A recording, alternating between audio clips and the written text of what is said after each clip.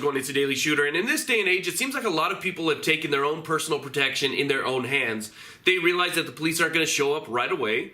They want to take that extra step just to make sure that their family's safe, their friends are safe, their personal liberties are safe. And so they go out and they invest in firearms, they invest in ammunition, and they also invest in training. Well, one of the things that I think gets overlooked a lot of the times is investing in your own personal protection that is not necessarily an active way to protect yourself like a firearm, but more of a passive way to protect yourself like body armor. Now, I know that body armor has definitely become more popular over the past few years, but still, it remains to be a category that I think is either overlooked or kind of frowned upon. If you notice that when somebody gets a new piece of gear, or somebody gets a new plate carrier, chest rig, whatever it is, you'll always see comments in the comment section of people saying, oh, that's really tactical, or, even people in the gun community will actually talk down to them. Well, it's funny that you'll accept a way to defend yourself as being a firearm and shooting back and, actively going after somebody who might be doing you harm, but then at the same time, people will look down on those people who maybe do have a firearm as well, but want to make sure that they don't get killed in the process, so they want to protect their vital organs. This is an essential part of defending yourself, especially if you have a family behind you. If you go down and they're not capable of defending themselves, maybe you have 3 or 4 little kids, it's sort of like, think about this, in an air incident, maybe an airplane crash or whatever, when the plane's going down, they say to put your face mask on first.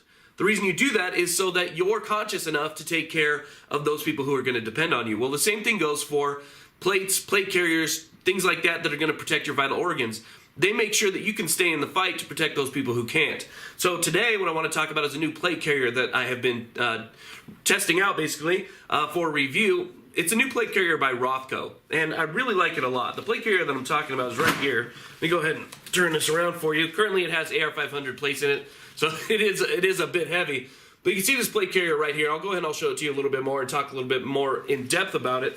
But what I like about this plate carrier versus some other plate carriers that I've used in the past is this is very easy to throw on, very easy to put on. It's very intuitive the way that it's designed, and it's extremely low profile.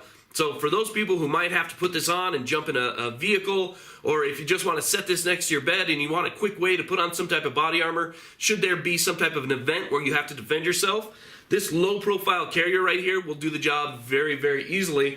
And there's definitely some things that I really like, especially when it comes to the use of this plate carrier and a rifle. So let me go ahead and put this on and then we'll talk about it a little bit more. Okay, so let me go ahead and start by showing you exactly how to put this thing on. Like I said, it's very intuitive, very easy to do. Anybody who has a basic understanding of how to use this plate carrier can do this very easily. So you just slide this over your head. You can see that I have a Velcro panel right here. This Velcro panel will accept this other Velcro panel, which adjusts the weight for your sides, okay? So you want to bring that over so it's sort of snug. Bring the other side over until that is snug as well. Once you have that snug down, you bring this down and you are ready to go. So now you can see what I'm talking about when I'm talking about low profile. Do you see the arms on this is one of the things that I love about this particular plate carrier the most. It's it's like a millimeter thin right here. It's very thin, very nice, but it's also comfortable. One of the things I like about it is that it's kind of angled out, so it doesn't come up straight across your neck where you're not going to get that kind of neck rash, neck burns, things like that. It's easy to put on, it's easy to tighten up, it's easy to fit. It's going to fit just about everybody's body style once you get the height set up correctly. Now I still need to kind of work on this after I've been using it and getting it all worn in and stuff. I need to adjust my height just a little bit more, but it has a lot of great features to it. Again, ease of use is one of the big things. It actually does have some loops here, so you can run a water hose. So if you have a hydration bladder that you want to attach to the MOLLE system on the back, you can do that. All you have to do is just buy some type of hydration carrier and a bladder and weave that through the MOLLE webbing on the back of the plate carrier, and then run your hose around the side here. You have access, okay? So one of the other nice things about it is the amount of MOLLE that you have in the front here as well. You have a lot of MOLLE, so if you want to add something to this system right here, which will hold 3 AR-15 magazines, you can go ahead and do that. So if you want these 3 AR-15 magazines, you want to add maybe some pistol mags or something like that, you can do that as well. Or if you're just a minimalist, which kind of almost feels like what this is with its low profile. If you're a minimalist, you can go ahead and just leave it the way it is. It's very low profile, it's nice. The way that it sits is fantastic. And I just really overall like the design. Obviously, you have some Velcro here so you can put any type of insignia. If you want to put your blood type or anything else like that, you can do that on here as well. And it fits great, even on the sides. The way that, you know, this thing cinches up, it really allows you to get a personal fit. So that I definitely like. What I want to show you is what I was using in the past, plate carrier wise. And the plate carrier that I was using in the past was this right here. This is a Condor Sentry plate carrier. It's a good plate carrier, no doubt about it, and it's not very expensive. The only issue that I really had with it is you could see right here how thick this is on the sides. It's very thick. The retention system is pretty good. It's easy to adjust and whatnot, but still, it's extremely thick. The problem with the thickness on the shoulder straps is, if you want to, let's say you want to keep this completely plain, you want to add a chest rig on top of this, which is what a lot of people do, because that way you can, you know, maintain your protection, add a chest rig, magazines, everything else that you might need, medical kits and stuff like that to your chest rig, and then if you need to, you can take that off, still have your protection, and remain low profile, and so on and so forth. So you're stacking gear on top of gear. Well, the problem is, if you have a chest rig with a thick shoulder strap, and that chest rig sits on this thick plate carrier strap, and you're talking about probably 2 inches worth of strap, and that makes it really difficult to shoulder a firearm. And so that's kind of what really impressed me about this one, is because it's so low profile, I was able to shoulder a firearm no problem whatsoever. I'm able to bring the stock all the way up into my shoulder. I'm able to maneuver it however I want without any type of interference from the shoulder strap.